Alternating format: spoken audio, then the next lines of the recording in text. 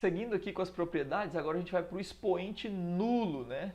Então tem uma frase famosa que talvez você já tenha escutado, que todo número, com exceção do zero, elevado a zero vale 1. Então essa propriedade aqui diz o seguinte: quando eu tenho a elevado a zero, isso é igual a 1 para todo, né? Para todo, que é esse símbolo aqui, tipo um A de cabeça para baixo, né? Para todo A diferente de zero. Então qualquer número, desde que não seja o zero, se eu elevar ele a zero, vale 1. E o motivo disso é muito simples, é pela propriedade 2. Porque um número elevado a zero é como se fosse um número com um certo expoente dividido por este mesmo número com o mesmo expoente. Porque aí nós iríamos repetir a base e subtrair os expoentes, né? E aí isso ia dar um A elevado a zero. Né? Então, quanto é que vale A elevado a zero? É um número dividido por ele mesmo. Então, um número dividido por ele mesmo só pode ser 1, né? Claro, desde que essa base aqui não seja zero, porque aí zero elevado a zero nós teríamos muitos problemas matemáticos para discutir, né? Então, o expoente nulo, a resposta é 1. Né? Então, se eu te perguntar assim, quanto é que é 0,342715 elevado a zero, você vai me dizer que é 1, tá bom? Todo número elevado a zero é 1, com exceção do zero. Vamos para a propriedade 4. Veja que a propriedade 3 era tipo uma consequência da 2, né? Era uma consequência da 2. E a propriedade 4 também é uma consequência da 2. Veja só, então, o que é o expoente nulo? Quando eu tenho aqui, ó, expoente nulo não, desculpa. Um expoente negativo, né? Com um sinal de menos. Não precisa ser um número negativo. Pode ter menos uma letra lá em cima, né? O que importa é ter um menos lá. O que a gente faz? Então, o que é um A elevado a menos x, né? Isso aqui é 1 sobre A elevado a x.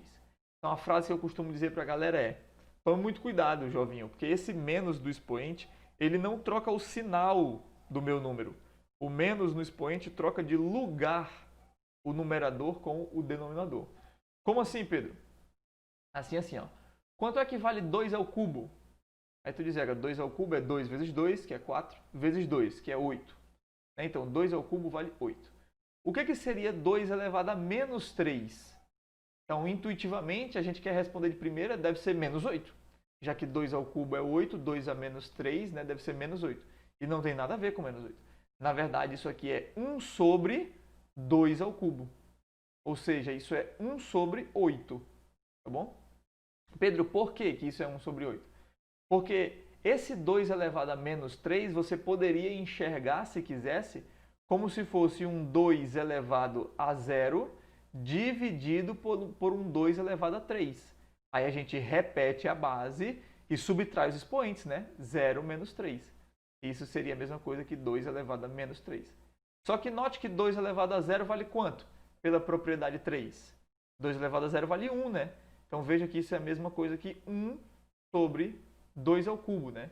Então, esse menos do expoente, ele serve para trocar de lugar as coisas, tá ok? Então, eu vou até botar mais um exemplozinho para você, porque isso aqui é como se fosse só a demonstração, né? Uma ideiazinha assim, indo mais passo a passo. Do porquê que o 2 a menos 3 é 1 sobre 8 e não menos 8, né? Mas um outro exemplo importante é quando a gente tem uma fração, né? Quando a gente tem algo desse tipo aqui, tipo 2 quintos elevado a menos 3. Então, isso aqui é a mesma coisa que 5 sobre 2, a gente inverte as coisas de lugar, 5 sobre 2 elevado a 3, né? Então, veja, eu matei esse sinal de menos, desapareci com ele, e em troca, né, quem estava em cima foi para baixo e quem estava embaixo foi para cima. Trocou de lugar o numerador com o denominador. Mas cuidado, se eu olhar para esse número aqui e perguntar, isso aqui é um número positivo? Você vai dizer sim, isso aí é um número positivo, mesmo que você esteja vendo esse menos aqui no expoente, né? Então, o menos do expoente faz trocar de lugar as coisas.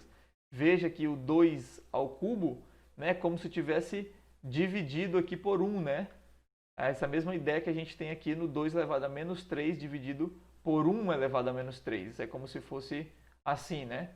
E aí os caras trocam de lugar, mas isso vai ficar mais claro na propriedade, cadê? Na propriedade 6, né? A gente vai falar, a propriedade 6 é a potência de um quociente. Então eu vou quebrar esse vídeo aqui, né, fazer cada vídeo 2 propriedades para não ficar um vídeo muito comprido.